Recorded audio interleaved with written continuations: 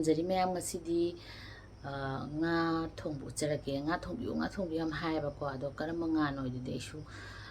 gyan tadrebako ado nga machadi ai thonggrabane mayam yam phajana thongbane gi muka nga thongbado ado yengbiyo do muka nga khoigi thongba haiga aigi channel hairaga search tawba yabani aduga search tawndresu comment section da yonda haibiro ai link to dum pijirakebako aduga aina nga gi jatse loin thonge sareng thonge nga toina thonge nga tauna thonge adagi muka nga thonge ilis mas thonge aina thongdaba leitrebako mayam khoigi ai se yamna kana mina yengbidabagi khangdabanebako ai loina thongabani mayam ado thongba mayam do dum yengningba singdo aigi channel la changa search tawga dum phanganebako aduna nga achauba su thongre macha su thongre aduna nga mayai oiba oin thongage ba ngasidi ko yam hauna thongba ma ucharake aigi thongba mawongda ko kamaina hauna thonggadage do mayam yengminarasi aduga nongna subscriber tobiba sing thagachari comment bibirap sing thagachari yam phajaba nungsiba comment heyarpada edum pin tawjabani adumaina aigi engonda khogi support tobibagi mungda comment pibirapa leitaina ko adugumase ina dum pin tawjabani aduna dum comment nungsiba adagi ai video semba tokningdanaba khoigi thaugat piba haitarena ko support oina comment pibirapa sing ai pin tawjagani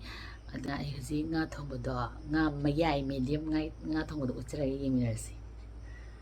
aina si thongjadoise mayam sigi rau macha man bisini rau macha se aina taw thobani mari khatane hana tawda ulhaudrab haitare thong sira tho uchir uluisira na khanba to utlake hairakpani naina ucharabane aduga alu macha ani siga khamena sinba siga yam hauna tawraga thongbada magi mehido kayam ha kamaina hawangadagi haibagi mawongda thongjage tawbani ko mayam thongbadi mi amaga mande loi hairinga tane adusu aigi khothong thongbiro haibado adu uchabane khamen simba ani do soijele ko mayam aduga sing khara laure singje akosa yam tangi mayam aduga kilo da sani ra no pi aduga chanam khara yamna laure aduga sise sing kitang hapaga grinder da takhai berni pese bani si hapase ko manam koigi tawba hinjang nga gumbase tawa nga thongbadane yam hawbane mahido gravy dum nanghanbane tarang tohondabane ba thau khara hape tespata hape mayam jira maru hape adagi sina mithi di kitang hape mithi je karaga so haute adagi yam hapsala su khai tilo khara hape adu mayam ini thongbadane ko mayamna nangdo te maroi na pak bi thau hai ko do maroi na pak bi do mayam ai sida phangdabagi ni ai san thabada so hausu ya de adu thaksadabani ko ai ni hena thakni maroi na pak bi do ko sadaba so kuire maramar yum thokada pore aduga thai su ai ya de da si solji am phattaba haitare na kupi sina ne mai maraja khara chana male duna dum hauba haitare na kupi khara hapsele mayam aduga moise morok habe munnaba kitang khoigi thum hana thakpirane maroi khoigi tilhogu mase munbada khawai dina ko thum hana thakpasina ne khoigi munbada thubne aduga nga thongbada thum hana thadi nga se uishan bane khoigi toidabane mayam ina khangjabani ko mayam su khangi poni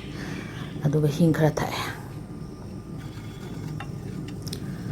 aduga masala sum thana ngawbada maroi sum mulakpane aduga ne ko khoigi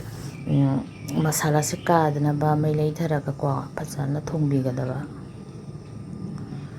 ado hinjang thongbagi mong sidi sum angang sing leidana ko leisabi macha mong nongno orakpa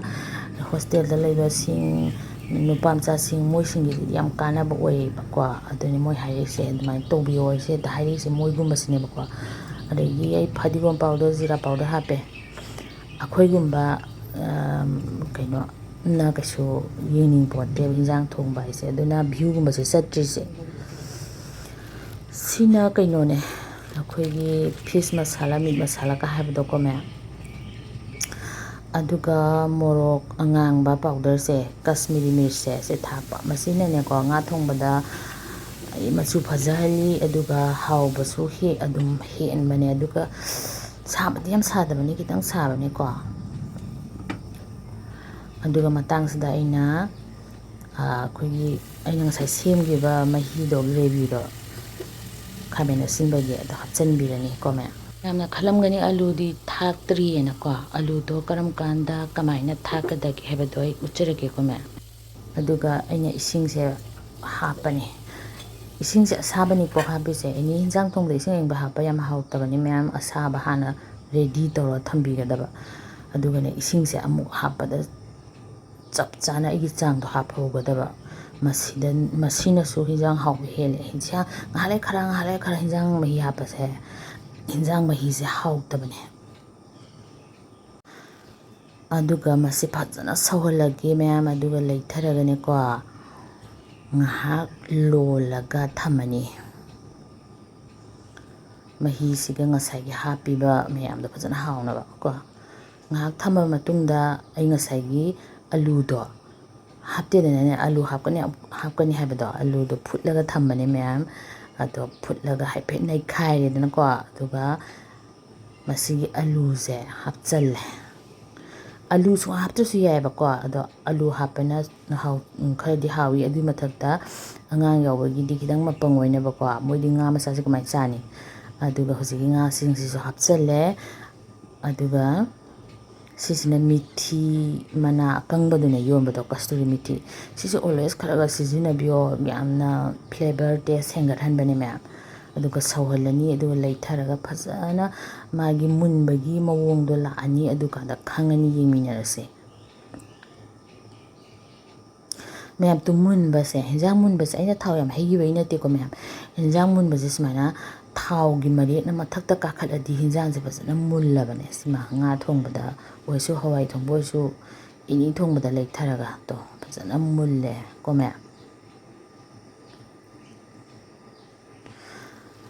aduga ai phadigom leitabani na hingondagi si yawa phadigom se khar thae phadigom se am nokninge ba ko saida di phadigom sukang phangde ai kitchen garden da phadigom tharsuna indam thadagi hena karim atai matam da thaba ya de no mai garden ulake nungi nong hatane lengoi hatane ma'am aina tha kan mai dum hawwane ba ko loire ma'am khumjala tharage ko mayam masakse ngo khoi gi hawtoba manbra mandabra habidusu mayam na haibiro ko aduga aina di thongbada di phajana thongjarabane mahi gase phajana nang launa khoi gi khamena sinba gase phajana gravy oina ko aduga mathangi video da mayam ai yam request torokpa khoi gi nimki semo haiba ko adu uchrake aduga sina khoi gi usoi kangsu khara tawre maroi mayam am hapeng aigi da maroi mayam ama khoi gi hawe mayam ngasigi di loisalage aduga mathangi video da muk unarase amuka hana khoramjari